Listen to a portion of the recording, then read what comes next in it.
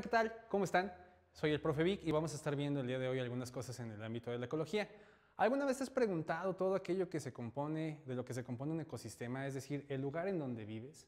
Vaya, hace rato, por ejemplo, yo me di cuenta que venía caminando y veía algunas piedras, veía de repente, por ejemplo, que estaba haciendo un poco de aire porque se movían los árboles, veía muchos componentes, como el clima, como todos estos detalles que te estoy comentando ahorita, y que obviamente me pusieron a pensar mucho en esta situación.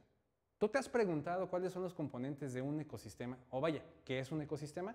Pues el día de hoy vamos a aprender esto. Justamente vamos a estar viendo cuáles son los componentes de un ecosistema. Tenemos que empezar a ver la definición como tal de lo que es un ecosistema. ¿Vale? Vamos.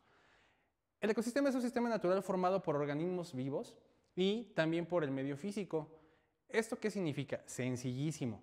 Vamos a estar hablando que el ecosistema va a componerse de muchos detalles. Entre ellos, el animalito que ves, el clima que lo compone, la piedra que está ahí, que no es únicamente como tema de decoración, sino que tiene todo un que ver para que justamente un ecosistema fluya y funcione como tal.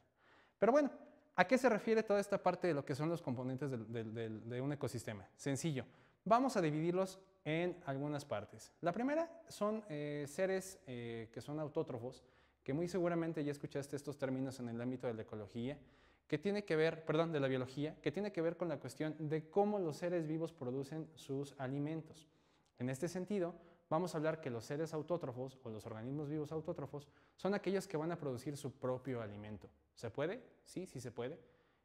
Un ejemplo bien básico y que tenemos a la mano son las plantas. ¿Cómo funciona esta situación? Sencillo. Las plantas van a transformar lo que es la energía solar en energía potencial, en energía viva. Es decir, la planta o cualquier planta o algunas algas o algunos organismos vivos van a captar la energía solar y la van a transformar dentro de sí mismos para poder transformarla justamente en esta energía que te comento. ¿Cómo? Sencillo. A través del agua, a través del sol, van a hacer un proceso que se llama fotosíntesis y esta fotosíntesis van a hacer que siga generando más y más y más vida. ¿Sí quedó claro? Bien. Ahora, dentro de lo que es el tema de los organismos autótrofos, vamos a dividirlos en dos. La primera, que son los fotosintéticos que ya mencionamos, y el segundo, que son los quimiosintéticos. ¿Esto a qué se refiere? Es sencillo, son bacterias que van a producir su alimento a través de sustancias químicas. Es un proceso muy similar a la fotosíntesis, pero en cuestiones químicas y dentro de lo que son bacterias y parásitos. ¿Estamos bien? Bien. Ahora, tenemos otros organismos que son los heterótrofos. Como vemos aquí, hay una ilustración de un oso panda. Seguramente has visto también algunos otros ámbitos, otros videos, en donde has checado cómo de repente, por ejemplo, los leones o las cebras o los venados o algunos otros organismos vivos de mayor tamaño van a generar su alimento a través de otros. Es decir, van a aprovechar la energía que ya transformaron estos primeros organismos, que son los autótrofos, para que puedan alimentarse y asimismo también dar una continuidad a esta cuestión de los ecosistemas y a sus componentes. Posteriormente vamos a tener que existen factores abióticos. Abióticos, ¿a qué suena esto? Acuérdate que el prefijo a significa sin y bios es vida, es decir, son organismos inertes.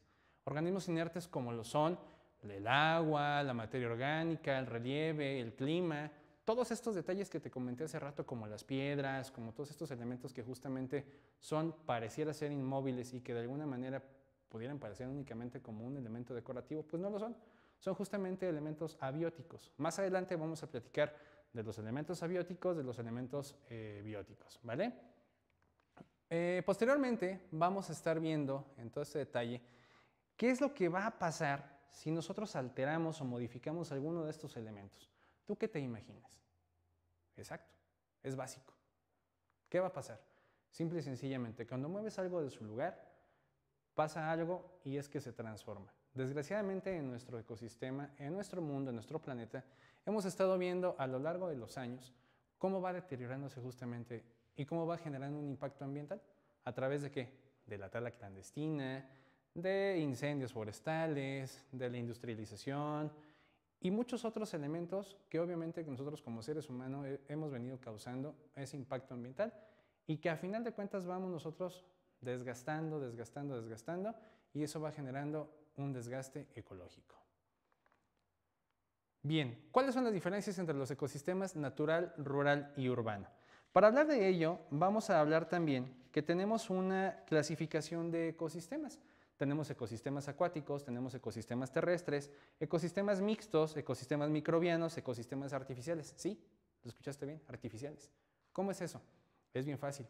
Los biólogos o los ecólogos se han dado la tarea de crear ecosistemas para su estudio en una cuestión muy aislada y muy controlada. Es decir, ¿algunas veces has visto terrarios donde tienen serpientes, donde tienen tarántulas, donde tienen alacranes? ¿Algunas veces has visto acuarios? Exacto.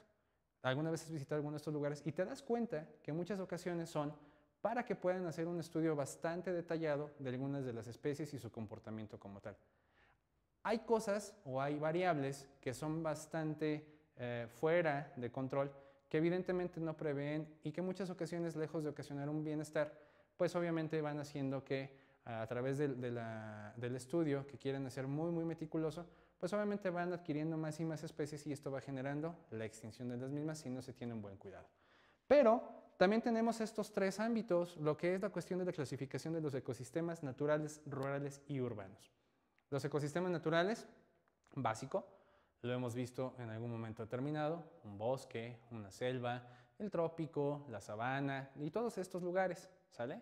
Pero sin embargo, ya actualmente contamos con una clasificación extra que tiene que ver con la parte de lo que son los ecosistemas urbanos que ya nos hemos encargado nosotros de crear como seres humanos. Los edificios, los grandes espectaculares, los grandes centros comerciales, los fraccionamientos, las unidades habitacionales, ya se consideran un ecosistema porque obviamente es un lugar en donde interactúan varios seres humanos, que obviamente tiene que ver con una misma especie que somos nosotros, y los elementos que nosotros vamos creando justamente para subsistir en él. Y de manera muy general, como alguna vez ya lo vimos también en algunas clases en la primaria o en algunos otros niveles académicos, lo que es el ambiente o ecosistema rural.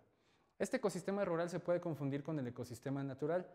Tienen algo que ver, pero ya tiene la mano humana para la transformación del mismo. ¿Qué diferencia el urbano o el rural del urbano? Básico. En el rural se respeta todavía un poco más el equilibrio ecológico, a pesar de que el humano ya justamente ha metido mano, construyendo granjas, construyendo aviarios, construyendo algunas otras cuestiones, que es obviamente para la subsistencia del mismo ser humano, pero bajo un ambiente controlado y obviamente con los cuidados que tienen que ser muy básicos, pero sobre todo muy puntuales para que sigan subsistiendo ciertas especies o, por ejemplo, algunos cultivos. Tenemos en la imagen, en la ilustración, el ejemplo de una granja, ¿no? ¿Alguna vez has visitado una granja? Pues son padrísimas, te recomendaría que fueras a checar eso. Hay algunos lugares inclusive que son ya como centros de diversión en donde recrean esta parte de las granjas para que tú más o menos sepas, o los niños, que son los que más entran a estos lugares, cómo se desarrolla el ambiente dentro de una granja, cómo es el cuidado de las gallinas, cómo es el cuidado de un caballo, cómo es el cuidado de unos marranos, cómo es el cuidado de algunos animales, para que justamente nos involucremos en el desarrollo de todos estos ambientes, pero sobre todo para que aprendamos a valorar y a cuidar todas estas especies y estas pequeñas aves y todo lo demás, que obviamente para nosotros representan una cuestión alimenticia o también de bienestar para nosotros.